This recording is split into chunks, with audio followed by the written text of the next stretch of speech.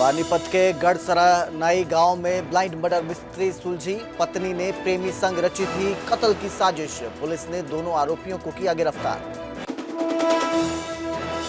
शिमला में north zone counselling बैठक का आज दूसरा दिन। मुख्यमंत्री सुखविंदर सिंह सुक्खू आज बैठक की करेंगे अध्यक्षता। 8 राज्यों के वरिष्ठ अधिकारी बैठक में शामिल। केंद्र और राज्यों के समन्वय बढ़ाने पर जोर। शिमला सरकारी आवास विवाद पर डीआईजी को नोटिस। आवास खाली करने के निर्देश जारी। संजीव गांधी ने नोटिस मिलने से किया इनकार।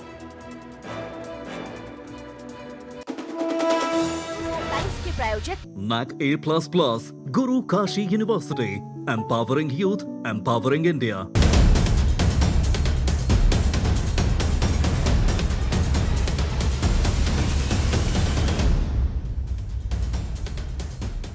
चौधरी देवीलाल अपने आप में एक इंस्टीट्यूशन रहे हैं और अब इसी को लेकर आपका परिवार तो है ही है जी।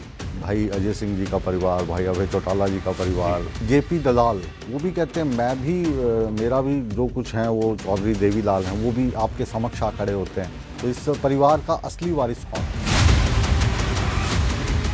एक बयान मैंने आपका सुना अभी कुछ रोज पहले, भाई है और भाई भाई कभी भी लड़ सकते हैं और भाई भाई कभी भी एक भी हो सकते हैं। तो क्या कुछ ऐसा चल रहा है कि अभय सिंह चौटाला जी, अजय चौटाला जी एक हो जाएं? ये भाई और भाई की लड़ाई नहीं, ये नरम दल और गरम दल की लड़ाई है। नरम दल कौन सा और गरम कौन सा? ये आप भी जानते हैं। नहीं आप बताइए। आधी रात को मुझे और मेरे भाई को पहले पार्टी से निकाला, हमें गंदा खून तक कह दिया। अगर हमारा खून गंदा है फिर उनका खून कैसा है? अभी जो कॉलेज वाला इंसिडेंट हुआ, आप वहां पर गए, आरोप लगा कि यूनिवर्सिटी ऑडिटोरियम है, उसकी सारी कुर्सियां तोड़ दी गई। जो लोग स्टेज पे थे उन पर यह आरोप लगाया गया कि हमने पैरों से कुर्सियां तोड़ी। राजनीति तो ऐसी होगी जिसकी लाठी उसकी भैंस। महिला पुलिस वालियां रात को एडीजीपी लेवल का अधिकारी उनको यह कन्विंस करने में लगा रहा कि दिग्विजय चौटाला तुम्हारी वर्दी फाड़ रहा था या तुम्हें गलत तरीके से टच कर रहा था। वो तो कन्विंस नहीं हुई। रिव्यू देखिए ब्रिटिश राजपूत के साथ। नमस्कार, स्वागत है न्यूज 18 पंजाब हरियाणा हिमाचल में। मैं आपके साथ कुलदीप भारद्वाज और हाजिर हूं हरियाणा हिमाचल प्राइम बुलेटिन लेकर। बुलेटिन की शुरुआत करेंगे रोहतक से। रोहतक में कांग्रेस कार्यालय पर फायरिंग की वारदात सामने आई है और ये जो फायरिंग हुई है कांग्रेस विधायक बलराम दांगी के दफ्तर पर हुई है। यहां पर बाइक सवार बदमाश पहुंचते हैं और ताबड़तोड़ गोलियां बरसा देते हैं।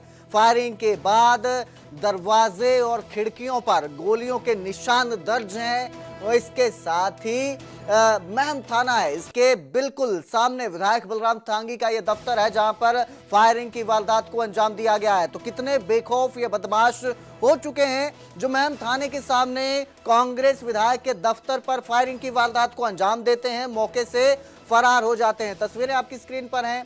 रोहतक में कांग्रेस विधायक बलराम दांगी का ये दफ्तर है महम थाने के ठीक सामने, जहां पर बाइक सवार बदमाश पहुंचते हैं, फायरिंग की वारदात को अंजाम देते हैं और गोलियों के निशान जो हैं वो खिड़कियों दरवाजों में दर्ज हो चुके हैं, शीशे टूट चुके हैं। आपकी स्क्रीन पर दिखाई दे रहा है कि किस तरह फायरिंग, गोली जो है वो दरवाजे पे लगी है, खिड़कियों पे लगी है। गनीमत ये रही कि इस वारदात में किसी भी तरह का जानी नुकसान नहीं हुआ, उससे बचाव रहा है। जानकारी ये भी है कि रात के वक्त इस वारदात को अंजाम दिया गया है। रात के वक्त आरोपी पहुंचते हैं, बदमाश पहुंचते हैं और ताबड़तोड़ गोलियां कांग्रेस विधायक बलराम दांगी के दफ्तर पर दाग देते हैं। मैं तो सुबह उठा, मेरे पास फोन आया, जो यहाँ पे केयर टेकर है लड़का उसका, ऐसे शीशा टूट रहा है। फिर मैंने फोटो मंगवाई तो उसमें सीधा ये प्रतीत हुआ जैसे फायर हो रखे हो। फिर आए, फिर मैंने एसपी साहब को भी बोला, डीएसपी साहब को भी, एसएचओ को भी बोला। उन्होंने आके देखा बच्चे हुए 4 राउंड फायर हो रखे हैं और फिर वो डीवीआर वगैरह लेके गई है पुलिस, वो जांच करेगी, उसमें देखते हैं क्या निकलता है। पर लेकिन ऐसे कोई मेरे को अपना, हम तो हाथ जोड़ के चलनी आदमी, हमारा किसी के साथ कोई वो है ही। देखो बिल्कुल सामने थाना है, शरारती तत्व शरारत करते हैं। इसमें आपने देखा होगा कई साल से लगातार ऐसे काम और भी जगह पे भी हो रहे हैं, आम आदमियों के भी हो रहे हैं और सरकार का फेलियर तो है ही, बिल्कुल फेलियर है ये।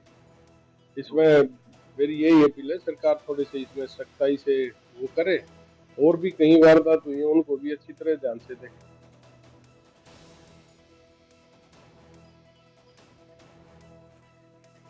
तो मैम, थाने के सामने विधायक बलराम दागी का ये दफ्तर है, गोलियां चलाते हैं, बदमाश फरार हो जाते हैं फायरिंग की वारदात के बाद। आप देख सकते हैं तस्वीरें आपकी स्क्रीन पे, और किस कदर बदमाश बेखौफ हो चुके हैं उसका भी इससे अंदाजा लगाया जा सकता है कि एक विधायक को निशाना बनाया जाता है। क्यों ये फायरिंग की गई, फिलहाल पुलिस इस पूरे मामले की जांच में जुटी हुई है, आरोपियों की तलाश की जा रही है, आसपास के सीसीटीवी खंगाले जा रहे हैं, और उसके बाद क्यों इस घटना को अंजाम दिया है वो आरोपियों की गिरफ्तारी के बाद ही पता चल पाएगा। मेरे सहयोगी दिनेश कौशिक हमारे साथ लाइव जुड़े हुए हैं। दिनेश, गंभीर यह मामला है, कांग्रेस के विधायक है बलराम दागी और उनके दफ्तर पर ताबड़तोड़ गोलियां बरसाई जाती हैं। क्या ये पूरा मामला है और जांच में अब तक क्या सामने आया?